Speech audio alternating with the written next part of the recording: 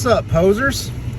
I am going to rank a band that a lot of people are probably angry at right now, and I'm just going to tell you something. I don't care, because I like metal more than I like politics, and metal is forever for me. Politics can just take a back seat. I don't even care.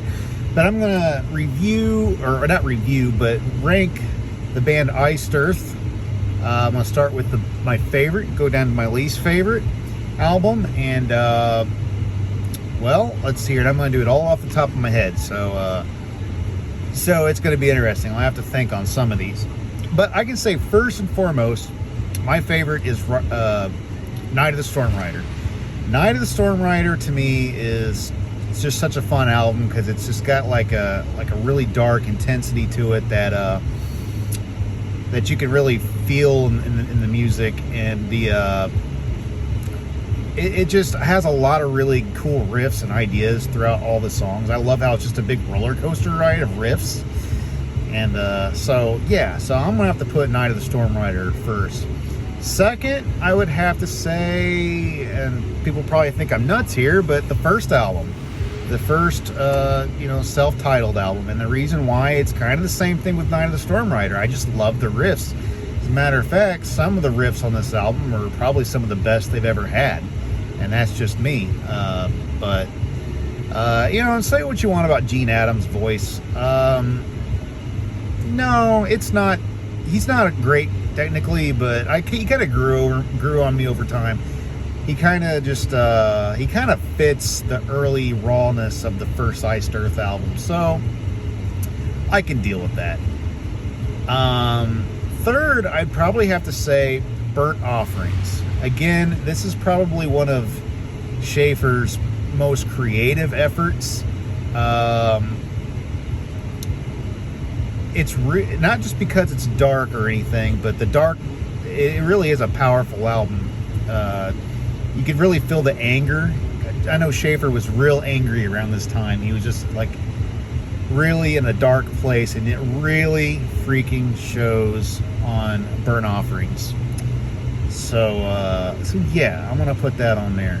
Next, I'm going to say, man, my tastes have really changed for Iced Earth over the years. Next, I'm going to say The Glorious Burden. Funny enough, I liked it when it came out, but I wasn't in love with it when it came out.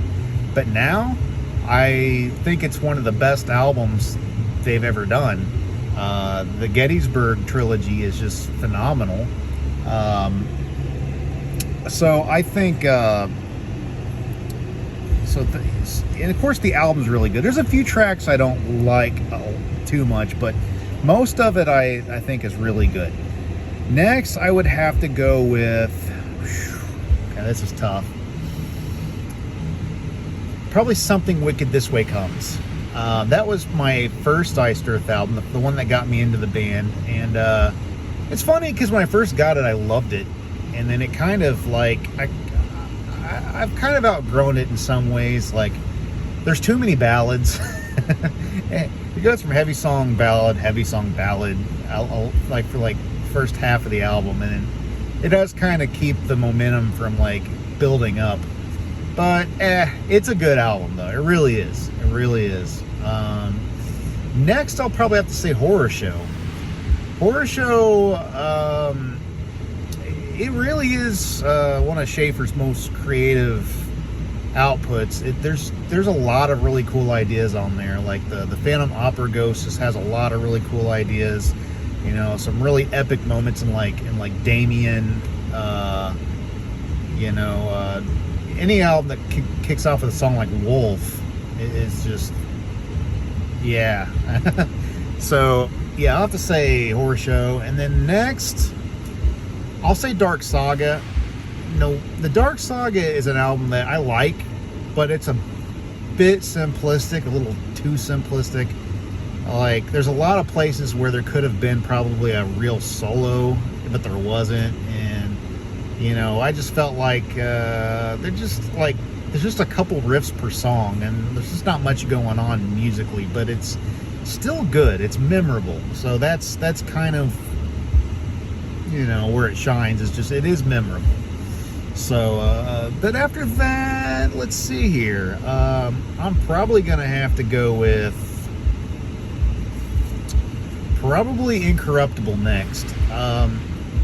It's good. I'm not as big on Stu Block as a lot of people are. It seems like a lot of the millennial type metalheads enjoy Stu Block, but the old schoolers usually like Barlow.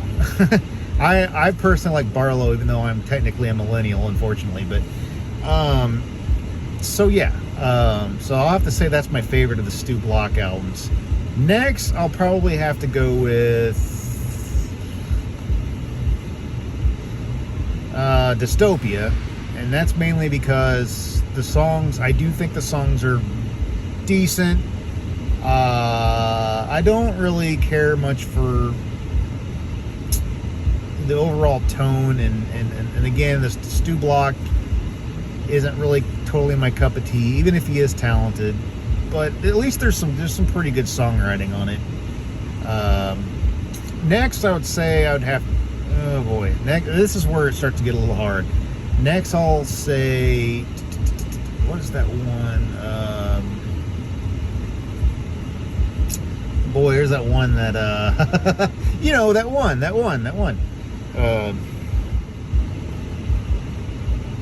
Plagues of Babylon. That's the one. Plagues of Babylon is probably, I don't know what it is about that one. It's just kind of dull for me. There's just not much to it. Like, it's just some self-plagiarism. I just think it's like really short on ideas. I mean, it's not terrible, but I just think it's just kind of short on ideas. Next, I'm gonna have to say, man, I might have to put Framing Armageddon and Crucible of Man on the same plane. Because to me, I can't. I've really not listed both of them all the way through. I've tried. I just can't do it. They're just not for me. It's just really weird because they're really ambitious, and Schaefer's are usually pretty good at the really ambitious stuff. But this just fell flat for me. Yeah, not even Matt Barlow could have saved Crucible of Man. And yeah, I don't know. But that's my ranking for Iced Earth. Again, if you like this video, hit subscribe, smash the like button, and you'll see more videos like this in the future. Thanks.